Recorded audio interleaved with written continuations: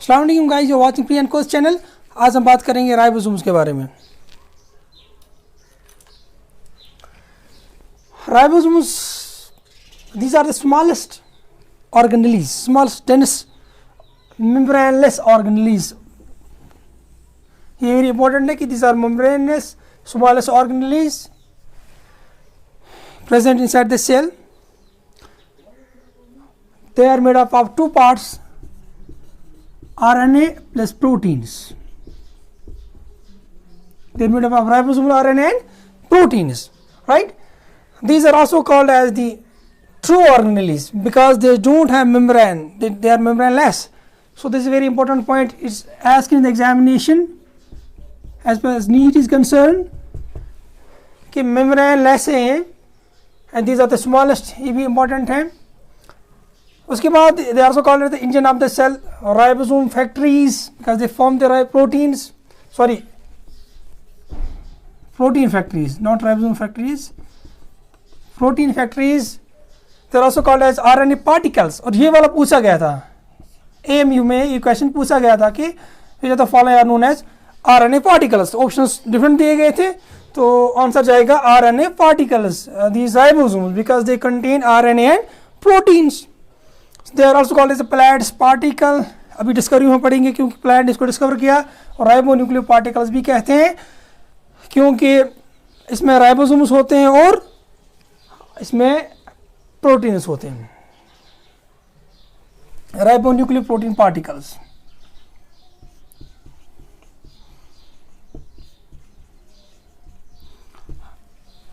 Okay, इन ribosomes को हम कहते हैं these are the universal organs, these are the universal organelles. ये राइबोसोम जो हम बेटा, this is the universal organelle. Universal organelle क्यों है? Because is present in prokaryotic as well as eukaryotic cell, that's why we call it as a universal organelle. Let us see about this. Discovery के बारे में जब हम बात करते हैं बेटा,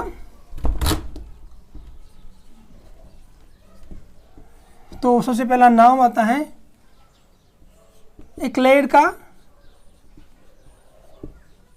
1941 में। उसने क्या किया था, उसने इस राइबोसोम को आइसोलेट किया था from the cytoplasm of a chick, cytoplasm of a chick, isolated from the cytoplasm of a chick. उसके बाद बेटा 1953 में रॉबिन्सन एंड ब्राउन, इन्होंने राइबोसोम्स को डिस्कवर किया, इन्होंने राइबोसोम्स को ऑब्जर्व किया था। कहाँ पे ऑब्जर्व किया? इन्होंने इनको ऑब्जर्व किया था बीन रूट्स में, बीन रूट्स, इन्हें विशिया फैबेशिया, इन्हें बीन प्लांट जो है, बीन रूट जो बीन्स जो है, इनकी रूट्स के अंदर इन्होंने इसको ऑब्जर्व किया था। उसके बाद इसी साल में 1953 में ही प्लांट ने,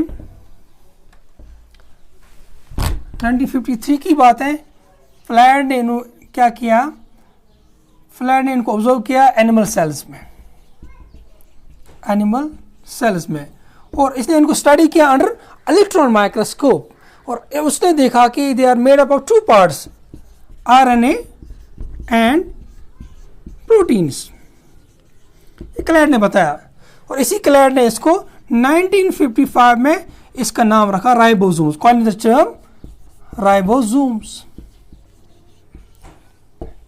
और 1973 में इस प्लैड को नोबेल प्राइज मिला इसके लिए, क्योंकि इसने आइसोलेट इससे पहले इसने क्या किया, 1956 में इस प्लैड ने इससे डिटेक्ट किया RNA, इसने डिटेक्ट किया RNA 1956 में कि राइबोसोम्स के अंदर RNA भी होता है, ये इसने 1956 में डिटरमाइन किया, ऑब्जर्व किया, और 1973 में इसको फिर क्या मिला, Nobel prize. He was awarded Nobel prize in 1973 for his work regarding the ribosomes. Okay, however this Clade ने जब इसको ऑब्जर्व किया था उसने नाम रखा था राइबोसोम्स का माइक्रोसोम्स. इट्स वेरी इंपॉर्टेंट, ये आप याद रखो. ओके बेटा. So then there were 2 more scientists, Skeets and Gemenchik. उन्होंने क्या किया, इन्होंने बताया कि ribosomes play a role in protein synthesis, they are involved in protein synthesis. ये किसने कहा? Skeets एंजमेनिक. इन्होंने बताया कि ribosomes are involved in protein synthesis. Protein synthesis. This is about the discovery of ribosomes. The first part was the introduction. This is the discovery. उसके बाद occurrence. ये कहाँ पे होते हैं राइबोसोम्स? बेटा मैंने जो बताया आपको, ये प्रोकैरियोटिक यूकैरियोटिक दोनों सेल्स में होते हैं, लेकिन एब्सेंट कहाँ पे होते हैं? These are absent in mature RBCs, जहाँ पे इनकी कोई इनका कोई रोल नहीं है. मैच्योर आरबीसीज में एब्सेंट होते हैं. और दूसरा एब्सेंट कहाँ होते हैं बेटा? स्पर्म सेल्स में. They are absent in mature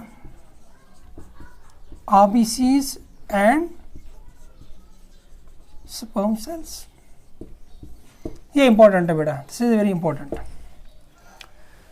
they are absent in mature RBCs and sperm sales.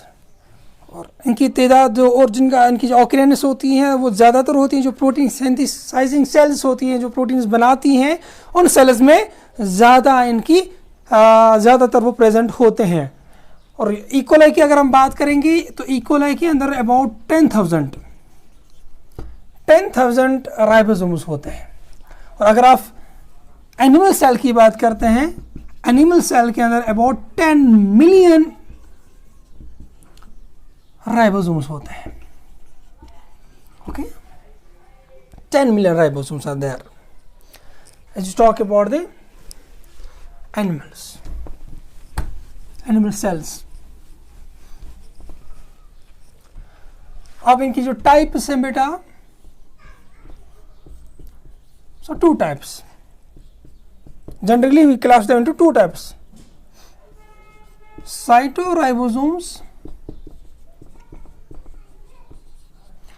and organelle ribosomes. साइटोराइबोसोम्स वो राइबोसोम्स हैं जो प्रेजेंट होते हैं कहाँ पे? साइटोप्लाज्म में. और ऑर्गेनेल राइबोसोम्स वो हैं जो प्रेजेंट होते हैं ऑर्गेनेल के अंदर, किसी ऑर्गेनेल में. अभी देखते हैं cytoribosomes which are present in the cytoplasm. These can have 2 types. Further, there are 2 types. They can be free or they are bound ribosomes.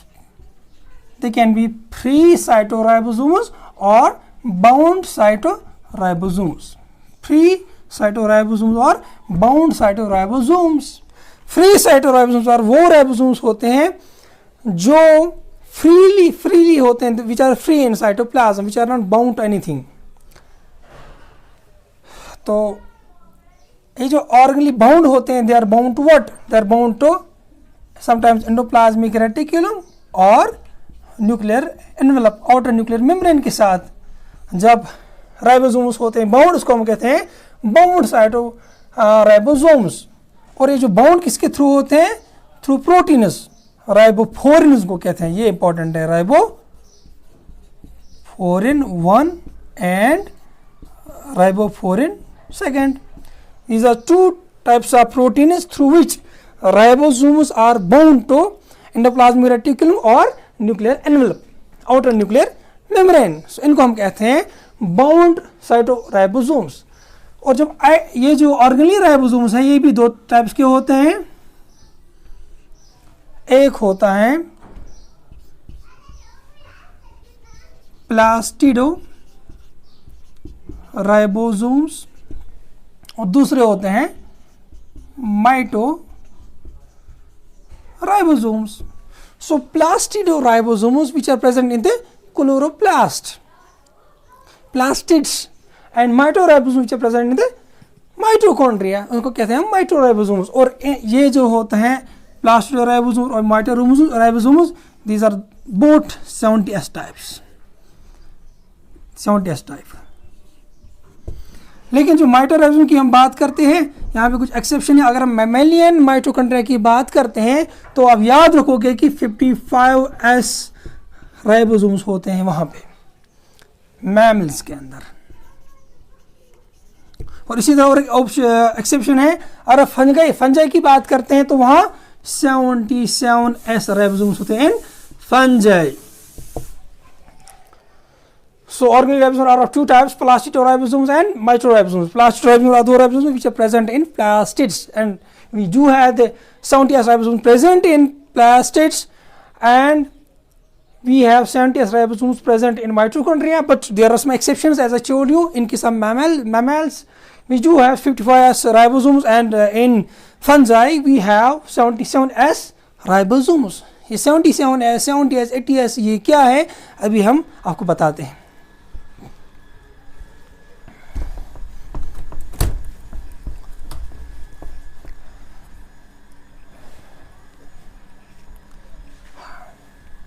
फिर हम बात करते हैं टाइप्स ऑफ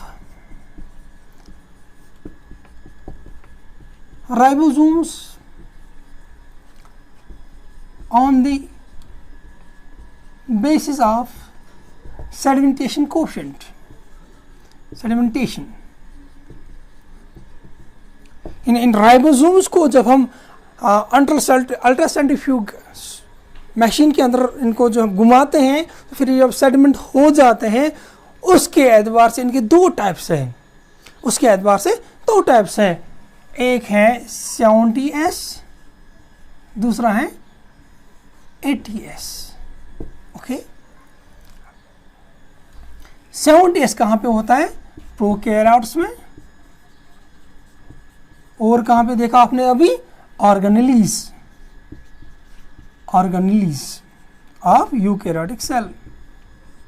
और 80s कहाँ पे होते हैं? यूकैरियोट्स में, यूकैरियोटिक सेल में। सो इससे पहले आगे बढ़े कि मैं आपको बताऊंगी एस जो है यहाँ पे, ये क्या है बेटा? It is Svedberg's unit. इसने बताया हमें स्वीटबर्ग ने कि सेडिमेंटेशन जब होती है इनकी तो डिफरेंट टाइप्स इनके हैं, या इनका इसका दूसरा नाम is also sedimentation coefficient. Sedimentation coefficient, और इसका इस एस का वैल्यू कितना है? 10⁻13 सेकेंड्स टाइम है ये, 10⁻13 सेकेंड्स। यानी इसका मतलब ये हुआ कि जो प्रोकैरियोट्स होंगे इनको कितना टाइम लगता होगा सेडिमेंट होने में, बॉटम पर आने में, अल्ट्रासेंट्रीफ्यूज मशीन के अंदर कितना टाइम लगता होगा उनको सेटल डाउन होने में? कितना? 70 × 10⁻13 सेकेंड्स। इसी तरह उनको कितना टाइम लगता होगा? 80 × 10⁻13 सेकेंड्स, ये time. So this is actually the sedimentation coefficient कि सेंट्रीफ्यूज में कैसे ये सेडिमेंट होते हैं, उसको कितना टाइम लगता है उस एतबार से। और एस यहाँ पे स्वीटबर्ग यूनिट और सेडिमेंटेशन कोएफिशिएंट है, इनका इसका वैल्यू है 10⁻13। ये आप याद रखोगे for your NEET.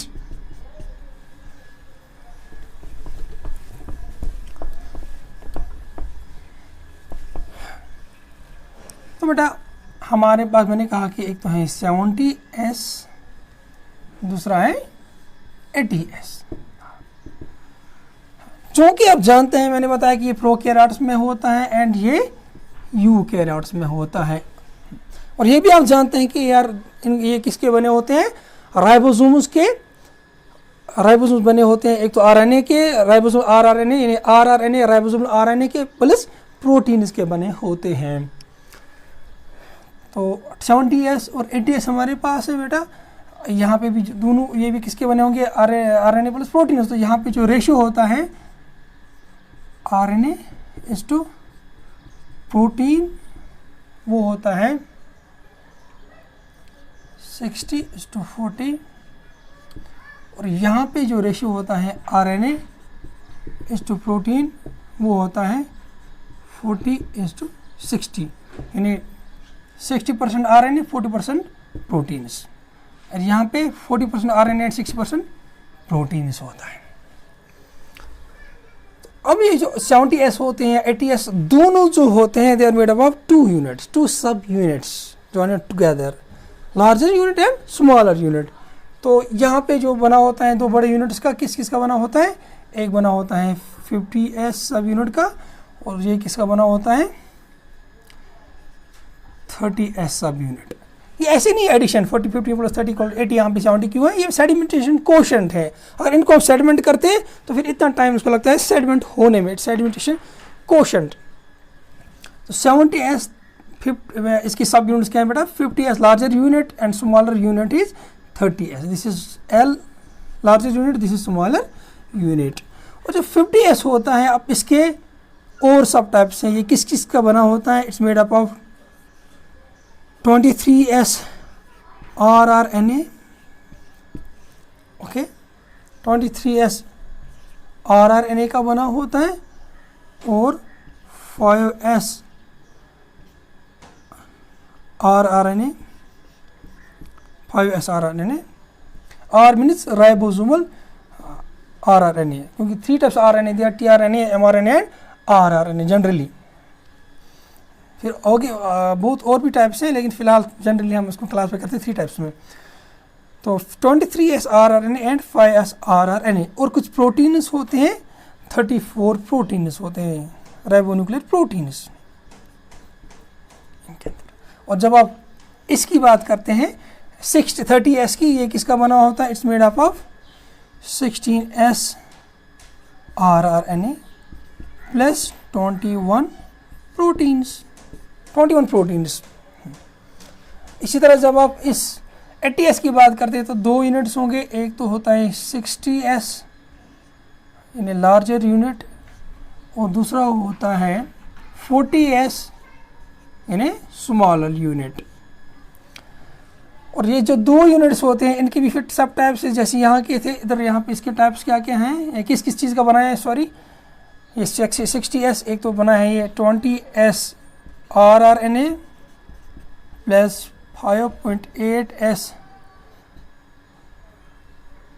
rRNA plus बना है 5S rRNA plus 40 proteins. When you talk about this 40S, ये किसका बना होता है, it's made up of 18S rRNA plus 30 proteins. So our 80S has got 2 units, a larger unit is 60S and the smaller unit is 40S. Larger unit is made up of 28S rRNA, 5.8S rRNA, 5S rRNA and plus 40 proteins. However, this is made up of 18S rRNA plus 30 proteins. Okay? अभी जो 2 units आपस में होते हैं, larger और smaller units, मैंने जो आपको बताया, जो लार्जर और स्मॉल यूनिट्स होते हैं, चाहे 70S आप ले लो या आप 80S ले लो, तो यहाँ पे लार्जर और स्मॉलर यूनिट होता है। और ये लार्जर और स्मॉलर यूनिट जो आपस में मिलते हैं, ये आपस में मिलते हैं, इनके लिए एक मिनरल चाहिए हमें, इनको मिलाने के लिए, और वो क्या होता है, वो होता है जो इस लार्जर और स्मॉल यूनिट, यहाँ पे लार्जर और स्मॉल यूनिट को मिलाने के लिए हमें चाहिए मैग्नीशियम कंसंट्रेशन। मैग्नीशियम डाइपॉजिटिव की कंसंट्रेशन मिनिमम होनी चाहिए 0.01 मोल्स, 0.001 मोल्स, ये कंसंट्रेशन मैग्नीशियम की प्रेजेंट होनी चाहिए। इस कंडीशन में ये क्या दिखाते हैं, they will join together, they will combine together, larger unit and smaller unit. तो ये बहुत ही important, it's very important as per this exam is concerned, क्योंकि पूछा जाएगा कि कितनी मिनिमम कंसंट्रेशन होनी चाहिए जहाँ पे इन 2 को मिलना ज़रूरी है। तो कितनी कॉन्सेंट्रेशन होनी चाहिए? 0.0001 मोल। और मैग्नीशियम आयन है, इट्स वेरी इंपॉर्टेंट, इसको याद रखना पड़ेगा आपको। और कभी कभी क्या होता है कि अगर फॉर एग्जाम्पल इस मैग्नीशियम की कंसंट्रेशन 10 टाइम्स ज़्यादा होगी, मैग्नीशियम की कंसंट्रेशन 10 टाइम्स ज़्यादा होगी, तो उस वक्त डाइमर्स बन जाते हैं। क्या होता है, फॉर एग्जाम्पल हमारे पास 70S RNA 70S राइबोसोम है हमारे पास, ये मिलेगा दूसरे 70S राइबोसोम के साथ, तो ये डाइमर बनाएगा। उस वक्त 100S राइबोसोम बनाएगा, 100S बनाएगा। तो ये हमारे पास फॉर एग्जांपल ये है 50 और 30, ये किसके साथ मिला? ये मिलता है यहाँ से, यानी 50 और 30, यानी कौन सा है ये? मैं बात कर रहा हूँ 70S की, ये लार्जर यूनिट है, ये स्मॉलर यूनिट है। इस लार्जर यूनिट स्मॉलर यूनिट आपस में मिलते हैं जब कंसंट्रेशन 10 टाइम्स ज़्यादा हो जाती है मैग्नीशियम की, तो उस वक्त ये आपस में डाइमर बनाते हैं, डाइमराइजेशन होती है, डाइमराइजेशन हो जाती है और ये डाइमर बनाते हैं। ये ऐसे will form a sort of dimer over there 50 30 50 30 through ionic bond होगा, यहाँ पे आयनिक बॉन्ड होता है इस डाइमर के बीच में, और ये दो डाइमर्स बनाती है और इसको हम कहते हैं 100S। Okay, it's very important. Dimerisation, dimer बनता है, ये डाइमर बन गया हमारा। ओके, इसी तरह 80S वो भी डाइमर्स बनाते हैं। इसी तरीके से जो 80 है, फॉर एग्जाम्पल हमारे पास 80S ये आपस में डाइमर बनाते हैं, डाइमराइजेशन हो जाएगी और ये डाइमर बनेगा 120S। इसी तरह आप ले लो,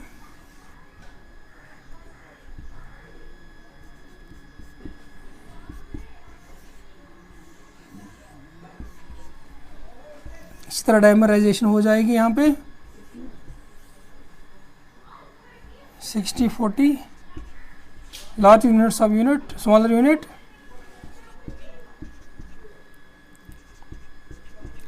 So dimerization will be there, dimer will be followed, it will be 120S, dimer बन जाता है।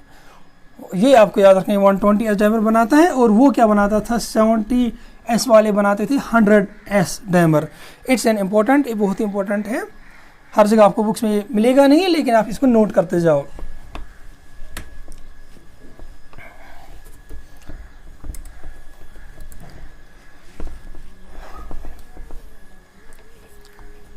कुछ और पॉइंट से इस राइबोसोम्स के बारे में आपको बताना है मुझे। ये जो राइबोसोम्स हैं, इनके अंदर एक मार्कर एंजाइम है, मार्कर एंजाइम वहाँ पे प्रेजेंट होता है जो प्रोटीन सिंथेसिस में हेल्प करता है। उस एंजाइम को हम कहते हैं पेप्टिडाइल ट्रांसफरेज। ये यूकैरियोट्स में जो होता है लार्जर सब यूनिट में होता है, लार्जर सब यूनिट में 60S में। Peptidyl transferase is very important. This marker enzyme is there in the larger unit. Peptidyl transferase ये बहुत ज़रूरी होता है प्रोटीन सिंथेसिस के लिए, क्योंकि ये पेप्टाइड बॉन्ड बनाता है आपस में जो अमीनो एसिड्स हैं उनके दरमियान। ये प्रोटीन सिंथेसिस के दौरान ड्यूरिंग ट्रांसलेशन यानी ड्यूरिंग प्रोटीन सिंथेसिस ये बनाएगा पेप्टाइड बॉन्ड्स। ये enzyme it forms peptide bonds during protein synthesis between amino acids, क्योंकि प्रोटीन्स किसके बने होते हैं, अमीनो एसिड्स के। तो और एक पॉइंट यहाँ पे आपके बता दूं कि जो चूँकि राइबोसोम्स हैं प्रोटीन सिंथेसिस के इस दौरान ये mRNA के साथ मिलेंगे और ये क्या बनाते हैं, पॉलीराइबोसोम और पॉलीजोम बनाते हैं। तो लेक्स मॉडल 1988 में उसने कुछ मॉडल दिया था लेक ने राइबोसोम्स के बारे में। उसने बताया था कि फॉर एग्जाम्पल हमारे पास लार्जर यूनिट है, सब यूनिट है, स्मॉल यूनिट होता है। लार्जर यूनिट जो हमारा होता है बेटा, तो ये लार्जर यूनिट यहाँ पे इसका जो स्ट्रक्चर होता है कुछ ऐसे होता है।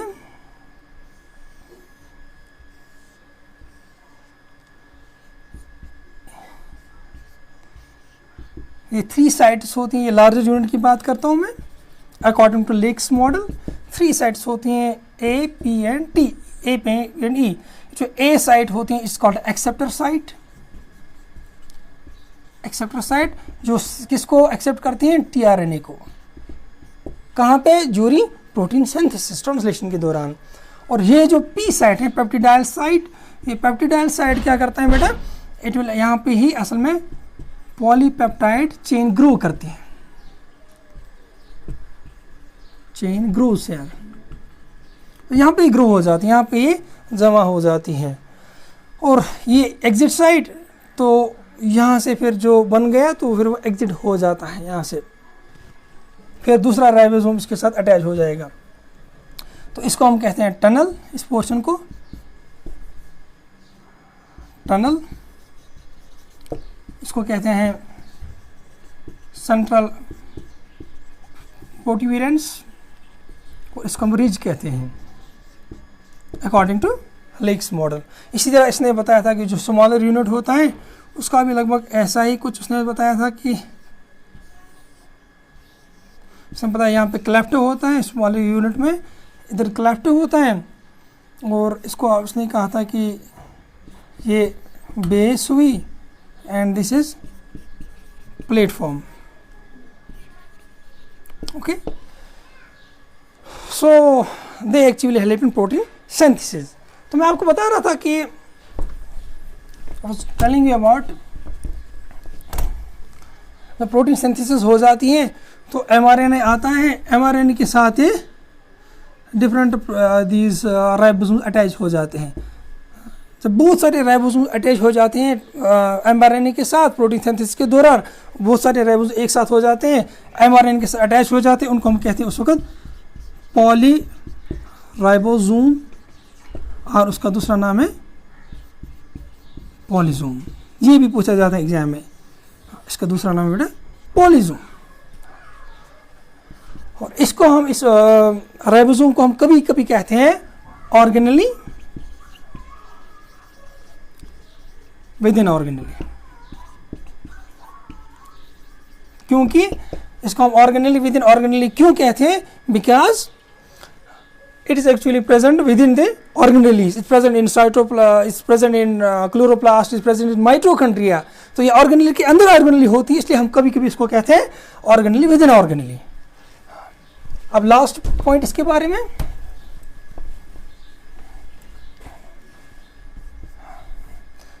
बायोजेनेसिस ऑफ राइबोसोम्स, यानी राइबोसोम्स कहाँ बनते हैं। जब हम यूकैरियोट्स की बात करते हैं, जब यूकैरियोट्स की बात हम करते हैं तो यूकैरियोट्स के अंदर ये जो राइबोसोम्स बनते हैं, कहाँ बनते हैं बेटा, ये बनते हैं न्यूक्लियस के एक पार्ट में जिसको हम कहते हैं न्यूक्लियोलस। न्यूक्लियोलस, न्यूक्लियस के एक पार्ट में जिसको हम न्यूक्लियोलस कहते हैं, वहाँ पे राइबोसोम्स बनते हैं यूकैरियोट्स के अंदर। और इस न्यूक्लियोलस को इसलिए कभी कभी कहते हैं राइबोसोम फैक्ट्रीज भी इसको कहते हैं, राइबोसोम फैक्ट्रीज कहते हैं न्यूक्लियोलस को। और न्यूक्लियोलस कहाँ पे होता है, न्यूक्लियोलस न्यूक्लियोलर ऑर्गेनाइजर रीजन में, यानी जो क्रोमेटिन थ्रेड होता है उसके ऊपर कहीं कहीं प्रेजेंट होता है इस न्यूक्लियोलस। सारे क्रोमोसोम्स में नहीं होता है, 13, 14, 15, 21, 22 इन क्रोमोसोम्स पर होता है प्रेजेंट NOR रीजन। इसी NOR रीजन पर बनता है न्यूक्लियोलस, और यही न्यूक्लियोलस बनाता है राइबोसोम्स। 13, 14, 15, 21, 22 जो ह्यूमन क्रोमोसोम्स है, क्रोमेटिन थ्रेड्स हैं, यहाँ पे प्रेजेंट होता है न्यूक्लियोलर ऑर्गेनाइजिंग रीजन। और ये NOR रीजन ये क्या करता है, ये बनाता है न्यूक्लियोलस, और ये न्यूक्लियोलस बनाता है राइबोसोम्स यूकैरियोट्स के अंदर। असल में ये क्या बनाता है बेटा, ये बनाता है राइबोसोम्स। असल में ये राइबोसोम RNA बनाता है, और जो इसकी प्रोटीन्स हैं, इसके प्रोटीन्स असल में साइटोप्लाज्म में बनते हैं, और ये बनता है RNA कहाँ बनते हैं, ये बनते हैं न्यूक्लियोलस में। और फिर जो प्रोटीन साइटोप्लाज्म में बने ये इंपोर्ट हो जाते हैं through nuclear pore into nucleolus, जहाँ पे ये RNA के साथ मिलते हैं और ये बनाते हैं राइबोसोम्स। जब हम प्रोकैरियोट्स की बात करते हैं प्रोकैरियोट्स में ये राइबोसोम्स कहाँ बनते हैं? ये बनते हैं साइटोप्लाज्म में, ये बनते हैं साइटोप्लाज्म में। तो क्या रखा है बायोजेनेसिस ऑफ राइबोसोम्स में? आप याद रखोगे in case of eukaryotes where the ribosomes are formed, it's actually the nucleolus is a part of the nucleus, that's called the nucleolus, where these ribosomes are formed. Actually in case of nucleolus only, ribosomal RNA is formed there. However, its protein part is formed in cytoplasm, then it's imported through the nuclear pore and reaches this nucleolus, where it combines with the ribosomal RNA and forms ribosomes. And in case of prokaryotes, what happened over there? The ribosomes are formed in cytoplasm. Then what is the function of this ribosomes? Function is very simple, that it helps in the synthesis of proteins. That's why they are called as the protein factories. Okay, this is all about the ribosomes. अगर अभी तक आपने channel को subscribe नहीं किया तो channel को subscribe करें, ताकि आगे जो आने वाली वीडियोस हैं उनके बारे में आपको जानकारी हासिल हो, और उनको आप देख के आप जो बाकी हैं ऑर्गेनिज्म को भी स्टडी कर सकते हैं।